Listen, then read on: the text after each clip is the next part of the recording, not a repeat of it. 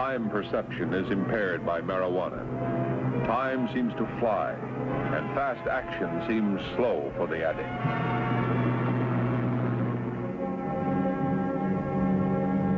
The seed of a major problem is planted, and with the rise of the sun on each new day, it grows larger, like a silent cancer in the community. The problem festers beneath the surface, thriving on silence and secrecy. Admittedly, the task is not an easy one for the uniformed officer. It is basically a task of detection. I'm way down, man. You want to get high? Johnny's got some pot. Well, shut up. There's heat in here. There's a vast collection of words peculiar to the narcotics trade. The field officer who makes himself familiar with his jargon can quickly sense the atmosphere and undertone of a situation. While he has nothing concrete, this officer knows he has heard narcotics slang. Through the natural course of familiarizing himself with a new element on his beat, he is approaching the core of the silent problem growing around him.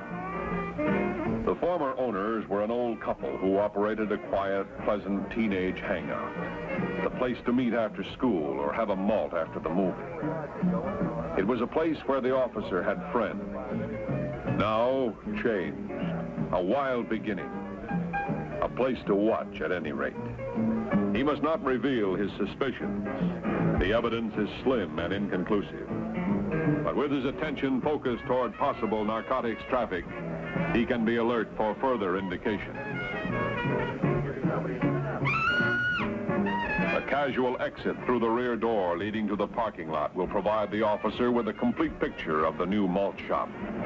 The changes should be observed both inside and out.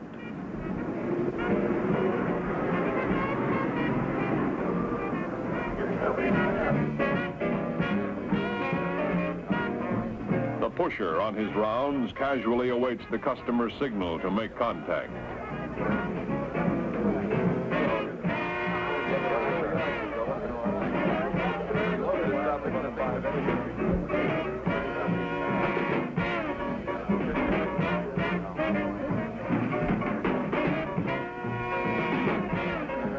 The inevitable question of the user, are you holding? Both addict and pusher protect each other even though they exchange no mutual respect. Each depends upon the other, and so they cooperate. The buy is set, and the pusher must get to his supply casually without any obvious act. In this case, he moves away simply to remove the sticks from his cigarette pack. Even the most casual observation is feared. Anyone could blow the whistle, so play it cool. That is the basic idea behind all transactions.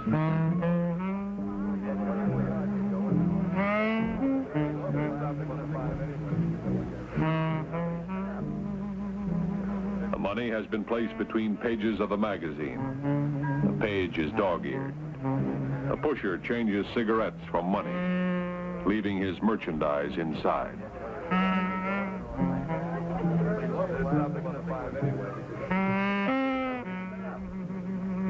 The connection has been made. They've scored. The users, the heads, the tea blowers hurry off to use their buy.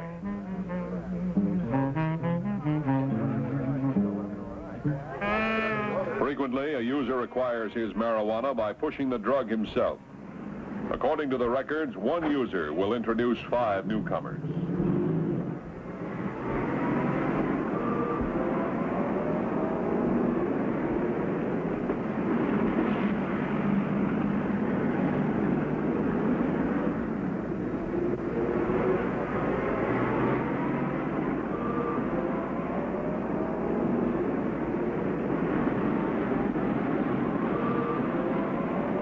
Users now go to a place where the tea can be smoked with relative safety. The spot has already been chosen, one used before with success. A dead-end alley, safe from the danger of observation even from casual passers-by.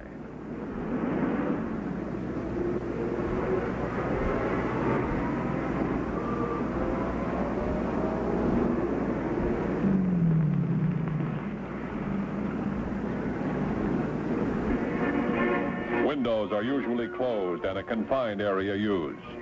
This both prevents the distinctive odor from drifting out and preserves the precious smoke for its maximum effect.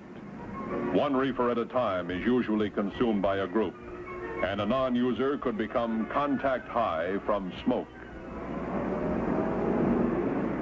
With the officer's suspicions already aroused by the jargon he has heard, he takes this opportunity to make further observations on the suspects.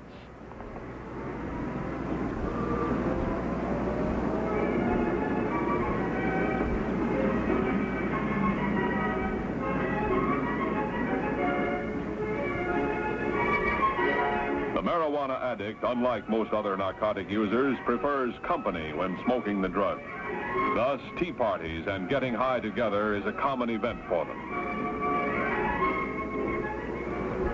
Nothing unusual, a car parked in an alleyway, a driver and two passengers. But to the officer, whose suspicions are already aroused, there is something unusual. On a warm, sunny afternoon, all the windows are rolled tight shut. One distinctive mark of a marijuana party.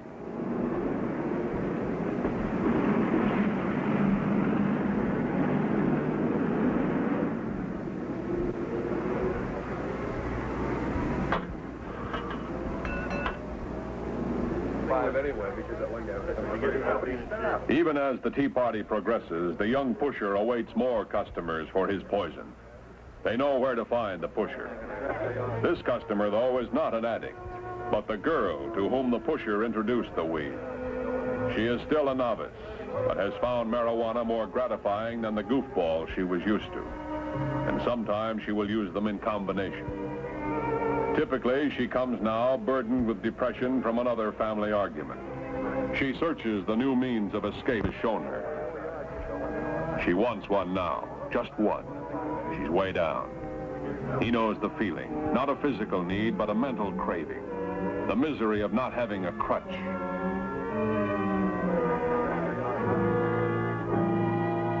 The novice must be schooled in the finer points.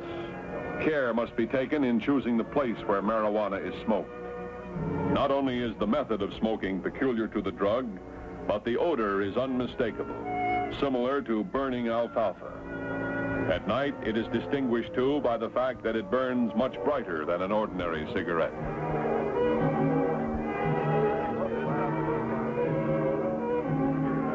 Not a cash deal now, but a few more samples and she'll be ready to buy. A regular customer. She was advised that her safest move is to join the tea party. The investigation should not be obvious. Passers-by and others in the vicinity must not be alerted. At least one partner must be enlisted to make the actual investigation. Marijuana addicts are often dangerous to handle. Then, too, narcotics cases are difficult to prosecute in court. A second officer can corroborate evidence.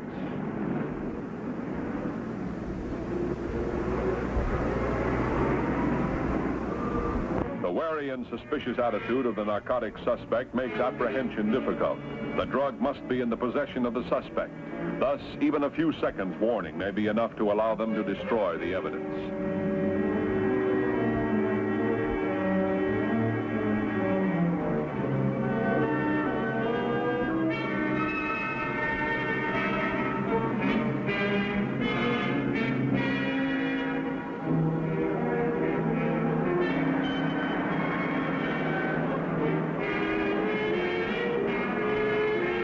Is urgent. A plan is laid out. Signals are established.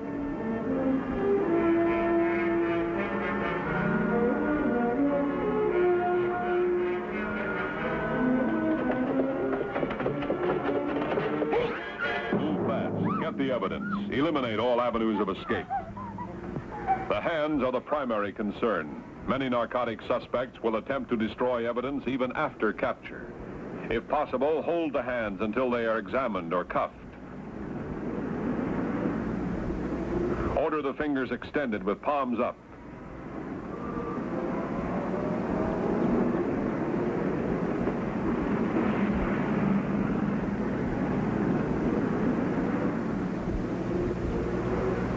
Before taking the suspect from the car, Establish that the ground is clean. Anything that falls there now is his. Watch for any fast move to discard evidence. It is a trick of the narco suspect to carry drugs in a pocket with the bottom cut out. When he stands, the evidence falls to the ground where he disclaims it. Handcuff the narcotics prisoner with hands behind and palms out.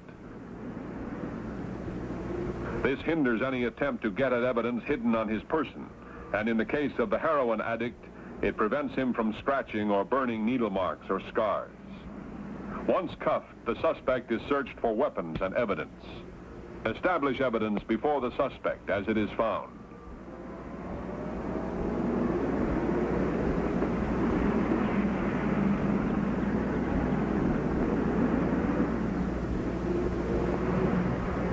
A wallet must be examined in full view of the prisoner and all money and valuables removed, counted, and returned to him. Before the second suspect is removed from the car, the driver is restrained by placing him in a temporary window pillory position to avoid attempted escape.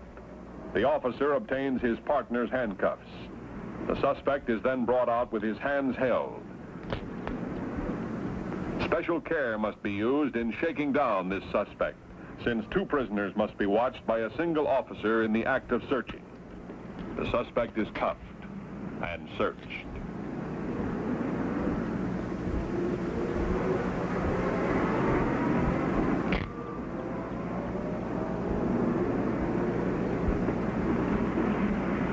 Again, evidence is established before the suspect.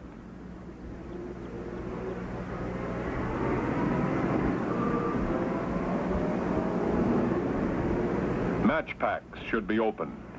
A roach, a marijuana butt, is often hidden behind the matches.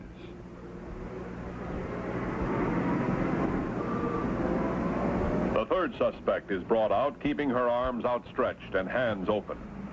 Tell a woman suspect that she will be searched in jail by a matron or physician. Advise her to produce any drugs she has rather than let them be found by search. Frequently, a woman will surrender the drugs when her position is clear. Make the warning strong, emphasizing that she will be under constant surveillance until the search is made. Narcotics are often secreted in body cavities, especially by female offenders. The suspects must be removed from the vicinity of the car to allow a shakedown. One officer guards the suspects, taking maximum precautions against possible escape. Look immediately for more evidence in the car. Search hubcaps, under seats, in and around the engine, inside light fixtures, the horn and steering column, and all areas under the dashboard. Check for special compartments as well as standard cavities, regardless of size. More detailed search, especially under the car, can be made on a garage lift.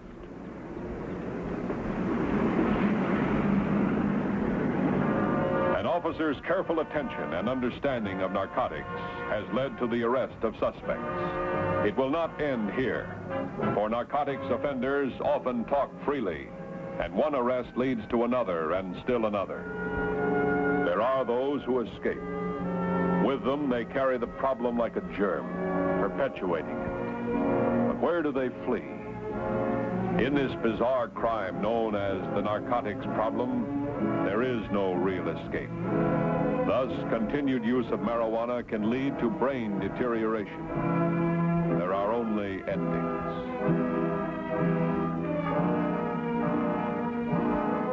And each of the endings is lonely, silent, black, and terrifying.